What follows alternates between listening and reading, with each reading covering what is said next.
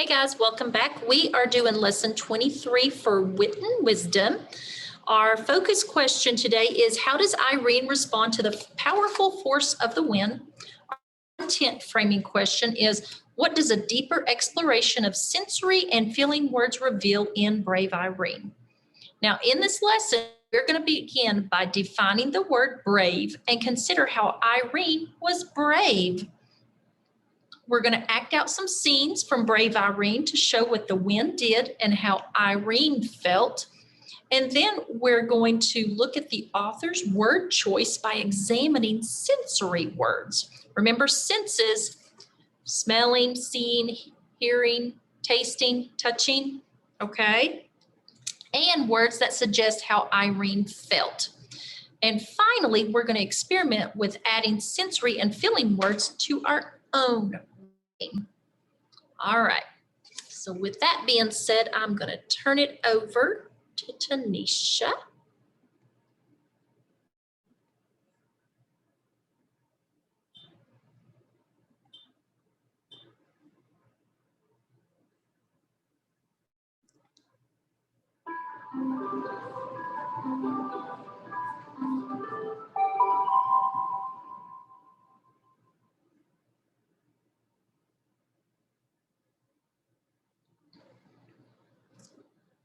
Hello friends, welcome back to Wit and Wisdom Instinct. My name is Tanisha Spears and I'm excited to jump into our lesson.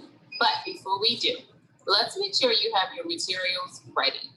For this lesson, you will need a copy of the text, Brave Irene, if you have it.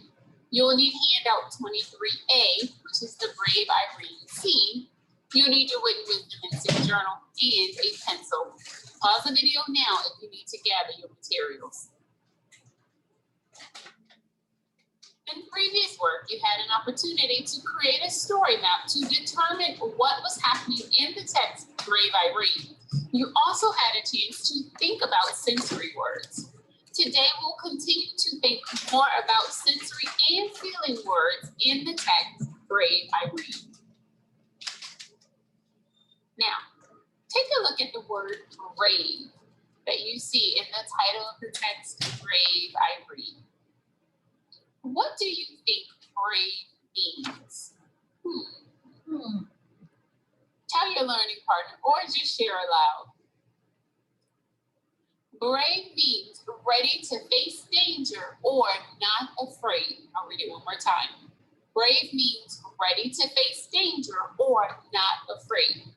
Now I want you to think. Why do you think this book is titled Brave Irene? Think.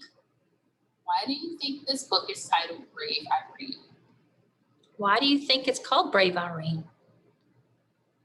Yeah, because she was really brave, wasn't she? She went out and faced the snowstorm to get the dress to the Duchess, didn't she? Share with the learning partner or just share aloud. I really wish I could have heard what you shared. Here is why I think the book is titled Brave Irene. I think it was titled Brave Irene because Irene was ready to face danger in order to deliver the dress to the Duchess. She was very, very brave. Now, the question that will frame our learning for today is, what does looking at sensory and feelings words reveal to us? This author chose the word brave to describe Irene and used many other descriptive words in the text. And many of those words are sensory or feelings words. So you are going to have a chance to look more closely at some of those feelings and sensory words today. All right, take a look at the feelings anchor chart that you see on your screen. You've seen this chart before. Let's quickly review the feeling words that we see. Upset, frustrated, relieved. Now, you are going to have a chance to add to this chart as you think about how Irene feels in the text, Brave Irene. You are also going to have a chance to act out a few parts of the book in order to help you determine how Irene is feeling emotionally in response to it. Remember, the author included some feeling words in the text itself, but sometimes you are going to have to infer how Irene is feeling. Now, remember that infer means to make a guess based on facts and observations. All right, let's get back into the text. Listen as I read an excerpt from page 8. Go home, the wind squalled. Irene, go home. I will do no such thing, she snapped. No such thing, you wicked wind. What is the wind doing? Think about that. What is the wind doing? Think. I want you to act out what you think the wind is doing in this excerpt. Did you act it out? I really wish I could see it. How do you think Irene feels about what the wind is doing? Although I can't see it, show me on your face how you think Irene feels. Now let me see. What is the wind doing in this scene? Let me look in the text for some evidence. The wind is yelling at Irene to go home. And let me think about how Irene is feeling. See that Irene yells back at the wind, saying she won't go home. So I think that means Irene is feeling annoyed or frustrated with the wind. What do you think? Yes. So let me go back to my feelings chart. I think Irene is annoyed that the wind is yelling at her. So I am going to add the word annoyed to our feelings chart. All right, let's try it. And I want you to listen carefully. And while you're listening, think about what the wind does and how Irene feels. Here we go. From page 12. She went shuffling through the snow. Would her mother understand, she wondered, that it was the wind's fault and not hers? Would the Duchess be angry? The wind was howling like a wild animal. Now, for instance, what is the wind doing? Oh. Now, act out what you think the wind is doing in this excerpt. Now, how do you think Irene feels about what the wind is doing? Show me on your face how you think Irene feels. Did you show me? All right, I really wish I could have heard some of your responses to those questions, but maybe you thought about this. Maybe you thought that the wind is making loud noises like an animal does. Or maybe you said that Irene is worried that her mom, Duchess, would be upset that the dress was lost. Now, sometimes when you are worried, you ask yourself a lot of questions, and Irene is asking herself lots of questions. What word did you choose to describe how Irene feels? Share with your learning partner, or would you share aloud? Worried or concerned, Maybe right? you chose concerned or worried. So I am going to add the word worried to our feelings anchor chart. Okay, I'm going to read another excerpt from 20. But then her feet stopped moving and her mouth fell open. She stared. Maybe this was impossible. Yet there it was, a little way off and over to the right, hugging the trunk of a tree. The beautiful ball gown.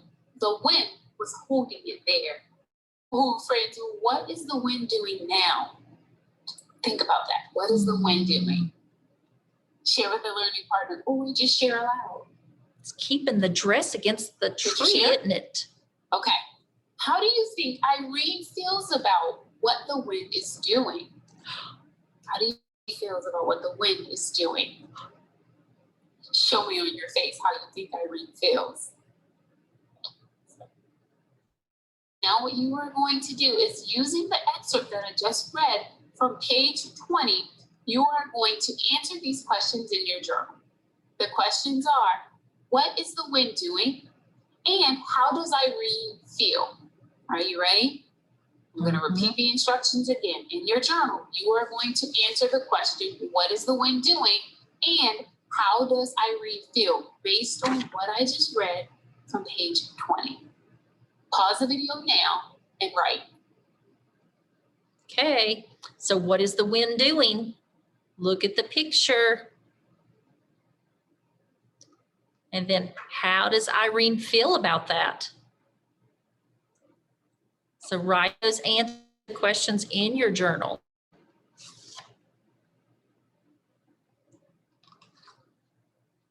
Okay, friends, if you need to, pause the video to take a moment to stretch or take a quick break. When you are done, unpause the video. Okay, friends, here's the question that will guide your writing today. That question is, how does using sensory and feelings words in a scene? I want to remind you that sensory and feelings words are adjectives. And adjectives can answer questions like which one and what type, or they can describe how someone or something is behaving or feeling. Now I want you to think, what adjectives would you use to describe the wind in Brave Irene? Think. Now share some words with your learning partner or share aloud.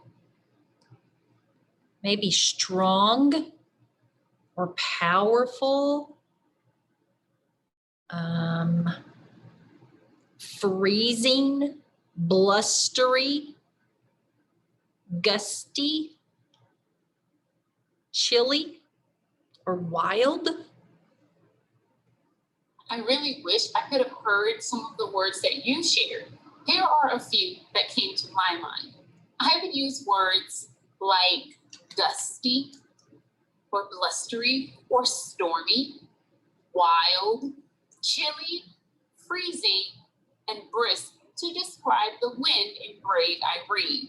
Did you say any of those? We did. Okay, now what I'd like you to do is I'd like you to take out handout 23A. It looks like what you see on your screen.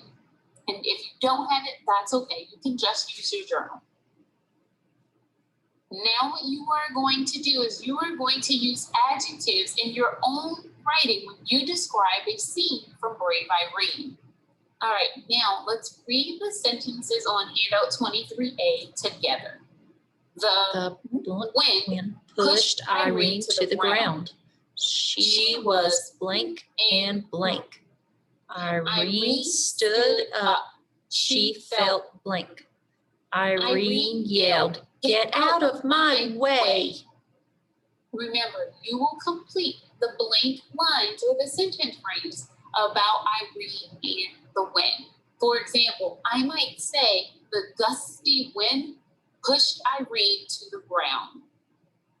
Now, you have learned some sensory and feeling words in this module, and I encourage you to use those words to complete the sentence frames. Are you ready? You're going to pause the video to complete handout 23A by filling in the sentence frames with the sensory and feelings words. Pause the video now to write. All right, awesome first graders. Did you complete your sentence frames? If you didn't, make sure you go back and do that. Nice job today looking at sensory words and what they reveal, how they are used. Next time we'll continue with the text Brave Irene, but until then, be kind and do something great because you are capable of greatness.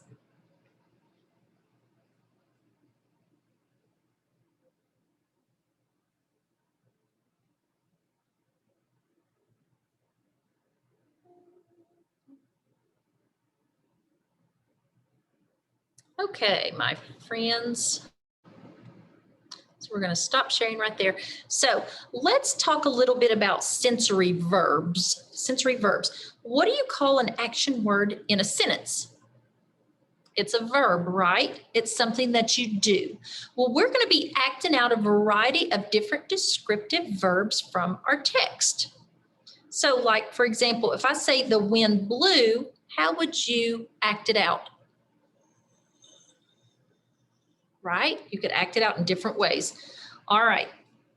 So I'm going to read some selections from the text and I want you to act out the verb. All right. So to start off with, I want to briefly define wrestled. And wrestled means to fight by holding and pushing, all right? And walloped means it's something very hard. So I'm going to read from page 7. The wind wrestled her for the package, walloped it, twisted and shook it, and snatched at it. So how would you act that out? Right? Okay. Now, let's read these. Page 8. Go home, the wind squalled. Irene, go home. Go home, the wind yodeled. Go home, it shrieked, or else. So how would you act those out? Would you go home, right? Or very loudly. Now, another word I want you to learn the meaning of is flounce, meaning to flop about or twist. And then another word is waltz, meaning a dance. So page 10, the ball gown flounced out and went waltzing through the powdered air with tissue paper attendants. So you would just kind of dance, wouldn't you? Floating around on the air. Great. Okay. Great job on the verbs. So now let's look at some intensities of words from unhappy to angry. So can you name things that make you mad? You know what makes me mad? Forgetting my lunch, or someone taking my crayons without asking. My goodness, or even my brother taking my toys. Well, as Irene goes through her home, or from her house to the Duchess house, she has many different feelings towards the wind. Now remember, feeling words that we've talked about, how she has felt towards the wind, where she's annoyed with the wind, she's frustrated with the wind, she's angry with the wind, she's upset with the wind, all right? So what I want us to do is I want us to put these words in order from more like angry to upset, okay? So we're going to do from angry to upset. So we've got 5 words that we're going to with, and you have the word cards already. I will share them with you just so you can see what it looks like. The word cards are right here. We've got the word angry, upset, frustrated, annoyed, and resentful. All right? Okay, so what we're going to do is we are going to put them in order from very angry, strong, to gentle, to upset. So we will start with angry, and then we've got 3 more we're going to put there, and then we'll put upset because that's more gentle part, where this one's very angry. Okay, so what we have: frustrated, annoyed, and resentful. Which would be up there next to angry? You're probably right. It's probably frustrated.